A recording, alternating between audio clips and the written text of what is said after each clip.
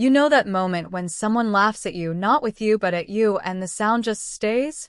It doesn't echo. It doesn't fade. It settles. Right here, in the center of your chest, like a stone dropped into still water. The ripples keep going long after the laugh itself is over. That's where the story begins. My name is Daniel. And before I tell you what happened at my cousin Priya's wedding reunion last July, I need to tell you something about who I was before that day, and more importantly, who I was becoming. Did I want to be clear about something from the start? I'm not here to explain myself. I'm not here to justify anything, defend anything, or ask for anyone's permission. I've been down that road before, and it leads nowhere good. What I am here to do is share something real. Something that took years to understand, and maybe 5 minutes to change. So, let me take you back. I grew up in a house where men were supposed to be loud. My father was loud. My older brother Marcus was loud. Loud at the dinner table, loud at football games, loud when they disagreed with you, loud when they thought you were wrong, which, in my case, was most of the time. I was the quiet one, the reader, the kid who stayed in his room and listened to the kind of music my brother called soft. He didn't mean it as a compliment. Marcus is 4 years older than me, and for most of my life, that 4-year gap felt like 40. He had opinions about everything I did. The way I walked. The way I talked. The things I was interested in. He wasn't cruel, exactly. I want to be fair here. He wasn't the villain of some after-school special. He was just certain. The way people are certain when they've never had to question themselves. He was certain about me. And for a long time, I let his certainty become mine. I want you to understand something about that. When someone close to you has a fixed image of who you are, you start to inhabit that image. You start to move inside it, like a room you've been assigned. You don't choose the furniture. You don't choose the color of the walls. You just live there because it's the only room anyone ever showed you. I lived in Marcus's version of me for a long time. And then, quietly, slowly, over the course of about 3 years, I started to find my own way of doing things. It didn't start dramatically. It wasn't some lightning bolt revelation. It started small. It started with a channel I found on YouTube late one night when I couldn't sleep.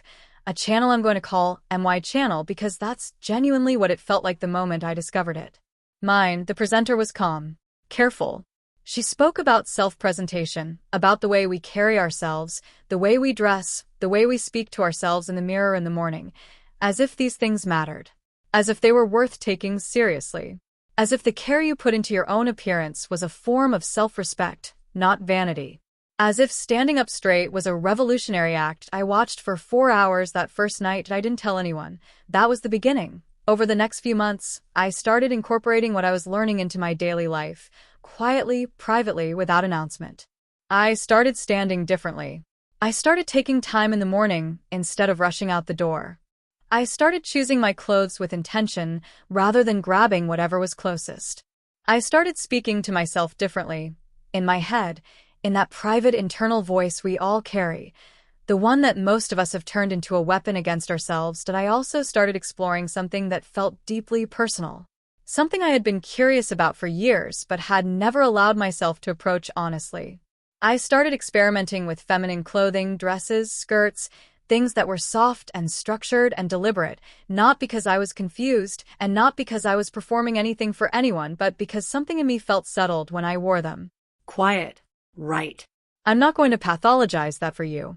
I'm not going to wrap it in explanation or apology. What I will tell you is this. Every single time I stood in front of the mirror in my apartment, wearing something that the world around me had decided wasn't for someone like me, I felt something I hadn't felt in years. I felt like myself, and I owe a significant part of that to the habits I built watching that channel. The posture, the intentionality, the way of moving through a room as if you belong in it, not because anyone has told you that you do, but because you've decided that you do. There is a difference between those two things, and it matters more than I can easily explain. By the time the family reunion came around, I had been practicing this version of myself for nearly 2 years. I had become quite good at it. I want to be precise about what I mean when I say good. I don't mean I had become someone else. I mean I had become more of who I already was. More deliberate, more grounded, more at ease in my own skin. I had learned to do my hair properly, a skill that sounds small and is not small at all. I had learned the architecture of an outfit, The way a well-chosen piece of clothing can change not just how you look, but how you stand, how you breathe, how you enter a room. I had learned, most importantly, how to be still. Stillness is underrated. In a world that rewards the loudest voice in the room, knowing how to be calm and contained is a kind of power that most people never develop. I learned it from watching someone on a screen who moved through the world with a quality I can only describe as grace under no particular obligation to perform. That's what I brought to the family reunion. A blue dress. Simple, not showy. A heel that was elegant rather than extreme. Hair that I had spent 2 weeks learning how to manage correctly. And the kind of posture that doesn't come from a chiropractor. It comes from deciding, every single morning, that you are worth the effort of standing up straight. Marcus saw me from across the lawn. I watched his face. And then he laughed. It wasn't subtle. It wasn't private. It was the kind of laugh that makes other people look up, the kind designed to draw an audience. And people did look up. Aunts. Cousins. My mother, halfway through a conversation she immediately forgot. Heads turning like a slow-motion domino effect across 30 years of shared family history. I stood still. I did not look away. I let him finish. And then I walked toward the buffet table because I was genuinely hungry, and there were small sandwiches that looked excellent. That was the beginning of the day. It was not the end of it. Here's something I have learned about being stared at. The first 30 seconds are the hardest. After that, your body acclimates. Your breathing steadies. The heat in your face subsides. Your hands, which may have been trembling slightly, find their stillness again. 30 seconds. That's all it takes. And then you are simply a person at a family reunion, standing near a buffet table, choosing between cucumber sandwiches and something that appeared to be a spinach quiche. I chose both. Marcus came to find me because of course he did. That was always his way. He couldn't let something go, couldn't allow a moment to pass without his commentary attached to it. He walked across the lawn with the particular gait of someone who has decided they are being reasonable. Danny. He used the childhood name. He always did when he wanted to diminish me, reduce me back to the version of myself that fit most comfortably in the room he had built for me. What is this? I looked at him. I ate a small sandwich. I said, "It's a dress, Marcus." "I can see it's a dress." "Then why are you asking?" He did the thing he always did when I said something he didn't expect. He laughed again, but quieter this time. The performance laugh was gone. This was the confused laugh. The recalibrating laugh. "You can't be serious." "About what?" "About." He gestured at me. "All of me. This. Here. In front of the whole family. I want to tell you what I did not do in that moment, because it's as important as what I did do. I did not apologize. I did not explain. I did not get upset, or raise my voice, or cry, or fold. I had practiced being steady for 2 years. Not for this moment specifically. I hadn't known this moment was coming, but for moments like this. For the times when someone in your life looks at you with that specific expression that says you are doing something wrong simply by existing as you are. I had learned, from many quiet evenings and many private mornings and many hours of watching someone move through a screen with more dignity than I had ever managed in real life, that the answer to that expression is not combat. It's not performance. It's not cleverness or wit or the perfect, devastating comeback. The answer is calm. "I'm wearing what I want to wear," I told him. "I look good. The quiche is also very good. Would you like some?" He stared at me for a moment, really looked at me, and I think something shifted in that moment. Not dramatically. Not a movie moment shift. But I could see it in his eyes. The slight recalibration of a person who expected a reaction and didn't get one. He walked away without taking the quiche. I went to find my cousin Rena, who was one of the people I actually liked at these events, a woman in her mid-30s who had been living in London for 6 years and came home with the energy of someone who had stopped being bothered by other people's opinions somewhere over the English Channel. She saw me coming and her face opened into something warm and uncomplicated. "Daniel," she said, "you look beautiful." It was such a simple thing to say.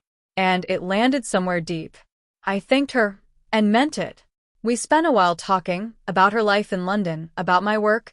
I'm a freelance graphic designer, which has always given me the kind of schedule that allows for deliberate mornings, about the general circus of the reunion, about my aunt's inexplicable decision to seat the youngest cousins next to the loudest uncles. Normal conversation. The kind of conversation that anchors you in the world and reminds you that most of life is not the dramatic moment. Most of life is the quiche and the conversation beside it. I was in the middle of telling Rena about a project I had been working on, a branding job for a wellness company based in the city, when I noticed something. A man I didn't recognize had arrived at the reunion. He was in his late 40s, I guessed. Well-dressed in a quiet, expensive way. The kind of clothing that doesn't announce itself. He had the manner of someone who is used to walking into rooms and being known without being announced. He was talking to my Uncle Gerald, who was laughing the loud laugh he reserved for people he wanted to impress. I didn't think much of it at the time. Reunions attract peripheral people, family friends, neighbors, the odd plus one. I turned back to my conversation with Rena, but I noticed that he noticed me. Not in a way that made me uncomfortable. Just noticed. The way you notice something that doesn't quite fit the pattern you expected, and find yourself looking a second time to understand why it doesn't fit. I held my posture. I did what I had trained myself to do. I occupied my own space fully, without apology, and without performance. I was not playing a character. I was not making a statement. I was simply there being myself, the way I had learned to be. My brother reappeared around the time the formal lunch was being set up. He had collected himself, found the version of his expression that was more controlled, the one that said, "I'm being mature about this." He introduced me to a couple of our older relatives as if nothing had happened, and I understood that this was his form of accommodation.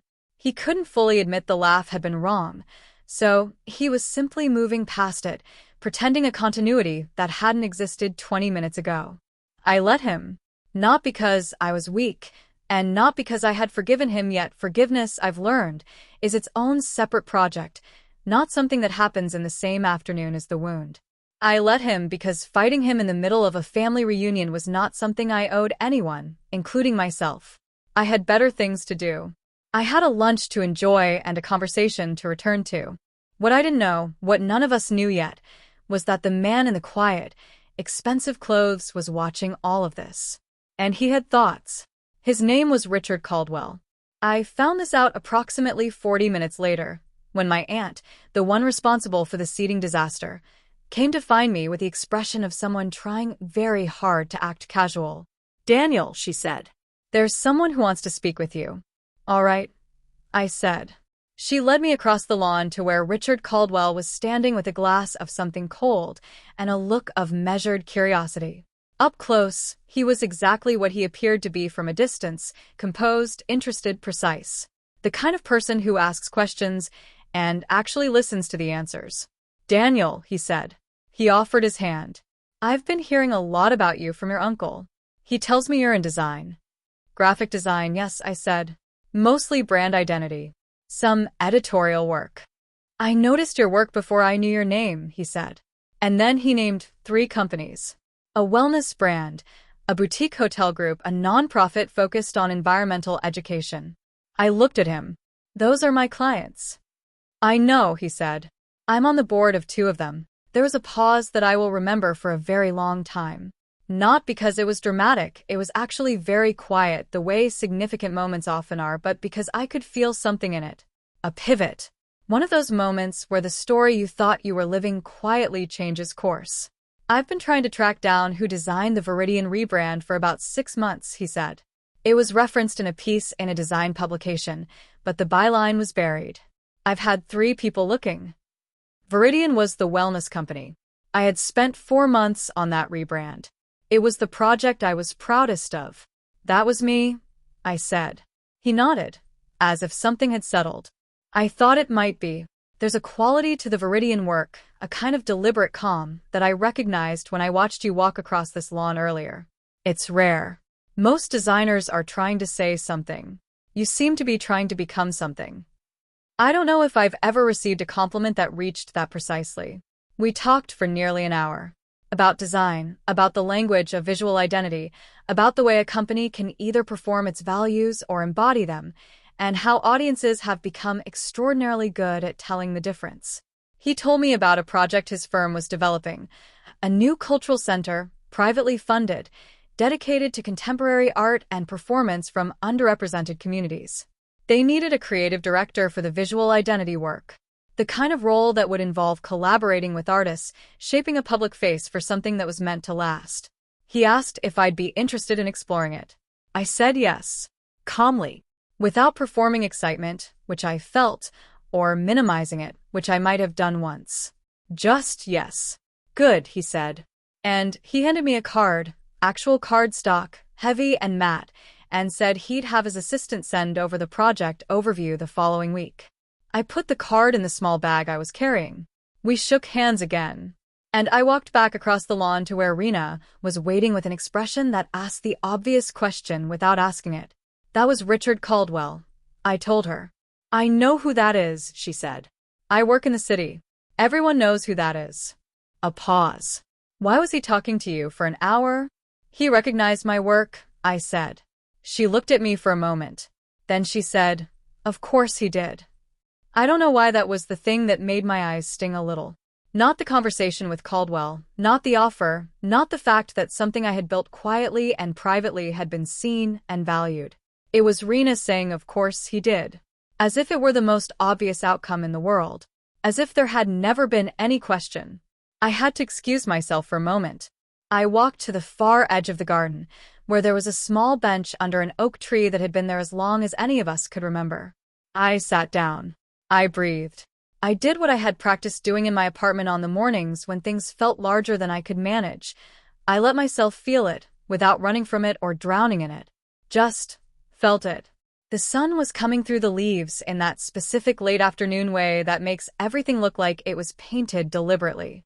I thought about the evenings I'd spent in my apartment.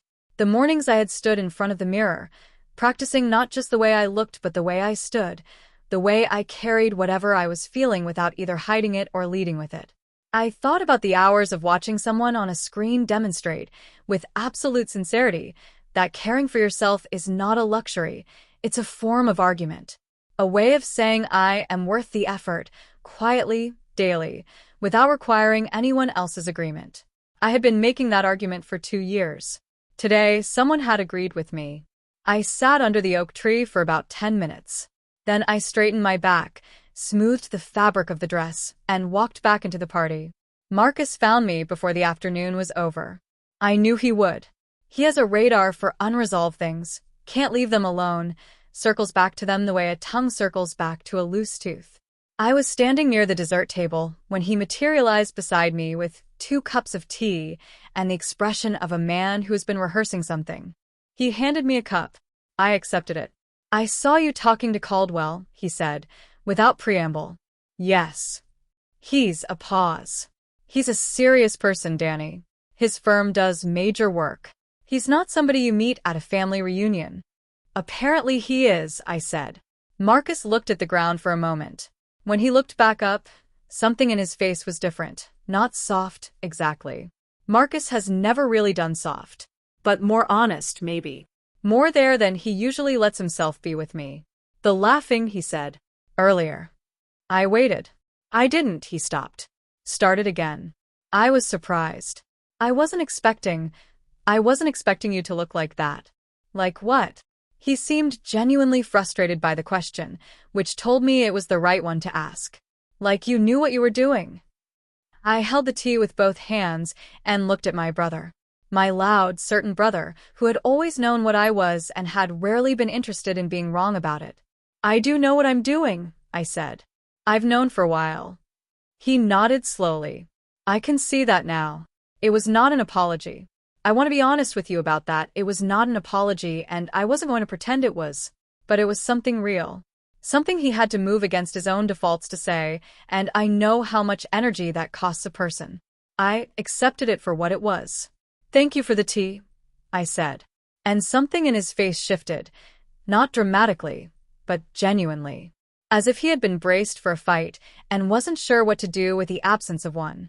We stood there for a moment, drinking tea by the dessert table at our cousin's family reunion, 2 brothers who had been talking past each other for 30 years and were, perhaps, on the first day of talking a different way. I didn't know if it would last. Honestly, I still don't know. People are not reformed in an afternoon. Old certainties don't dissolve over tea. Marcus will probably always be someone who is loud first and thoughtful second, and I will probably always be someone he has to recalibrate to. But something happened that afternoon. I want to be careful about how I describe it, because I've seen a version of this story told wrong. Told as a triumph where the person who laughed gets defeated, gets humiliated, gets their comeuppance. And that would be a satisfying story in a very simple way. It would be the kind of thing you click on and feel the dopamine hit of vicarious vindication. That's not what this was. What this was is quieter and more real. My brother saw me as I actually am, maybe for the first time. And he was uncomfortable, and then he was surprised, and then he was, cautiously, reluctantly, something closer to respectful. That's a real trajectory. That's what change actually looks like when it's happening between people who share 30 years of complicated history. I'll take it. I'll take it because I spent 2 years learning to take things as they are, not as I need them to be. That's one of the things the channel taught me, not explicitly, but through example. Through watching someone consistently choose grace over performance, care over argument, presence over reaction. You can't watch someone do that for 2 years without it changing how you move through the world. Or, at least, I couldn't. The afternoon wound down the way family events do, in a gradual exhale. Relatives said their goodbyes. My aunt orchestrated a group photograph that took 20 minutes to arrange and produced a result that everyone immediately expressed dissatisfaction with. My Uncle Gerald shook hands with Richard Caldwell for longer than necessary. Rena gave me a hug that felt like a whole conversation compressed into 6 seconds. I went home in the early evening, when the light was that particular gold that makes everything, even the highway, even the ordinary roads, look like it was shot by someone who knew what they were doing. I sat in my apartment in the quiet. I looked at the card on my kitchen table. I thought about where I had been 2 years ago, not geographically, but interiorly. In that room Marcus had built for me, with the furniture I hadn't chosen and the walls that were the wrong color. I thought about the first night I'd found the channel, unable to sleep, stumbling towards something without knowing what it was. I had found a way of moving. That's the simplest way I know how to say it. I want to tell you what happened with the project. 3 days after the reunion, the project overview arrived. It was 42 pages long, beautifully formatted, and contained the clearest articulation of a cultural institution's values that I had ever read in a brief. It read like someone had taken a great deal of time deciding who they wanted to be before they asked anyone to help them look like it. I spent a week reading it. Then I spent another week thinking. Then I wrote a proposal that I believe is the best work I have ever produced in a professional capacity. Not because of technical skill. I've been doing this long enough that technical skill is not the limiting factor. But because I finally understood, clearly and completely, what the work was actually about. It was about becoming something on purpose. That's what I had been doing for 2 years, alone in my apartment, in front of a mirror, in the quiet mornings before the day demanded anything from me. Becoming something on purpose.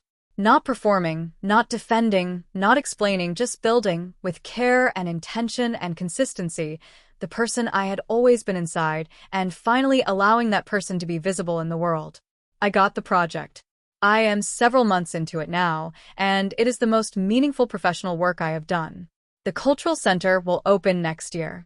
There are 37 artists whose work will be part of the inaugural program, and I have spent time with 20 of them, learning their visual languages, understanding what they want the world to see when it looks at what they've made. It is the kind of work that asks you to listen before you speak, and I have never been better at that than I am now. Marcus and I have spoken several times since the reunion. The conversations are different. Not transformed, I want to be realistic with you, but different. There are still moments when he defaults to the old version of me, and I still have to navigate around it. But there are also moments when he asks me genuine questions and actually waits for the answers. There was a dinner 2 months ago where he asked me about the Cultural Center project, and I explained what I was doing, and he sat there and listened for 20 minutes without once interrupting. That may not sound significant to you. For Marcus, it was extraordinary. I think what happened at the reunion, the whole arc of it, the laugh and then the conversation with Caldwell, and then the tea by the dessert table, shifted something in how he sees me. Not everything, not permanently, not without the possibility of regression, but something real. He saw me as a person who had made choices and was living inside those choices with conviction, and that is a kind of argument that Marcus, despite everything, actually respects. My mother, for what it's worth, texted me the evening of the reunion to say I had looked lovely. She has never been someone who finds these things easy to say, and I think it cost her something to say it, and I'm glad she did. I want to talk for a moment about the habits. Because that's what this story is really about at its core, not the dress, not the reunion, not even the professional opportunity that came out of it.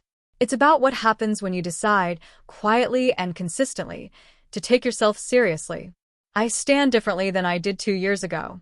This is not metaphorical. I literally stand differently. I have a posture now that is not performed or stiffened or self-conscious.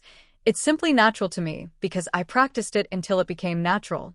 And standing differently changes how you breathe, and breathing differently changes how you think, and thinking differently changes what you say, and what you say changes how people respond to you, and how people respond to you changes the world you move through.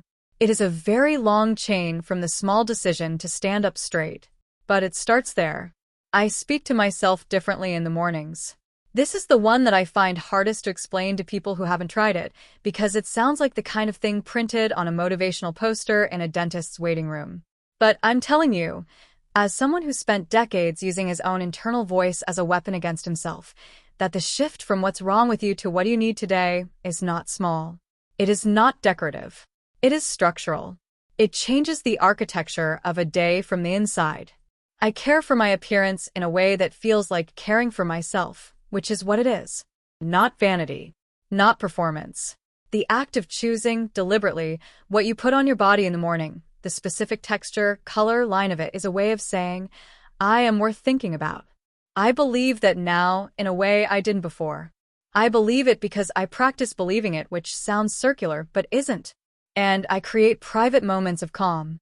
This is perhaps the one I would most want to pass on, if I could pass anything on. Before the world gets loud, before the notifications and the obligations and the noise of existing in proximity to other people, I take 10 minutes. Just 10. Sometimes less. I make something warm to drink. I sit somewhere that I have chosen to make comfortable. I do not look at my phone. I simply am in the day before the day asks anything of me. Those 10 minutes changed everything. Not immediately. Not dramatically. But slowly, the way all real changes happen, the way the channel had demonstrated over and over, by example, slowly, gently, with patience, with the understanding that you are not building toward a single moment of arrival, but toward a way of living. I want to close with something that I've been thinking about since the reunion.